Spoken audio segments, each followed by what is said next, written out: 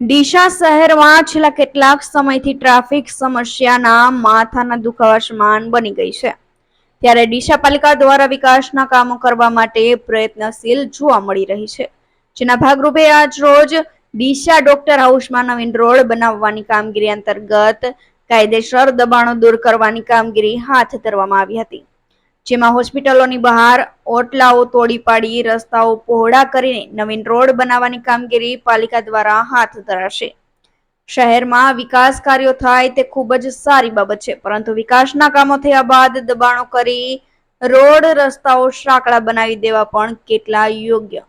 ડીસાના doctor હાઉસમાં આવેલ હોસ્પિટલોમાં છેલ્લા કેટલાક પાર્કિંગની વ્યવસ્થા ન હોય હોસ્પિટલમાં સારવાર અર્થે આવતા દર્દીઓ સહિત સગાઓ મુશ્કેલીમાં મુકાઈ રહ્યા છે. હોસ્પિટલોના ભણેલા ગણેલા તબીબો દ્વારા ખુલ્લેઆમ સરકારના બાંધકામ નિયમોના ખુલ્લેઆમ ધજાગરા ઉડાવતા હોય તેમ નજરે પડી રહ્યું છે.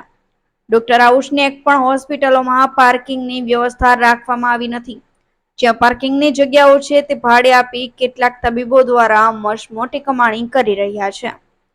જ્યારે તબીબોની ગાડીઓ ખુદ હોસ્પિટલોની બહાર જાહેરમાં પાર્ક કરી દેવામાં આવે છે અને સાંકડી ગલીઓમાં વાહનોનું પાર્કિંગ થતા ઇમરજન્સી સેવામાં આવતી 108 એમ્બ્યુલન્સ સહિત પ્રાઇવેટ એમ્બ્યુલન્સો ફાયર ફાઇટરની ટીમ ઘટના સ્થળે પહોંચી શકતી નથી.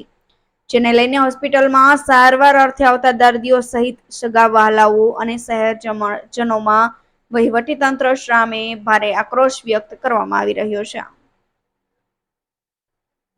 અંકુર ત્રિવેદીનો report, Gujarat national TV news, Deesa.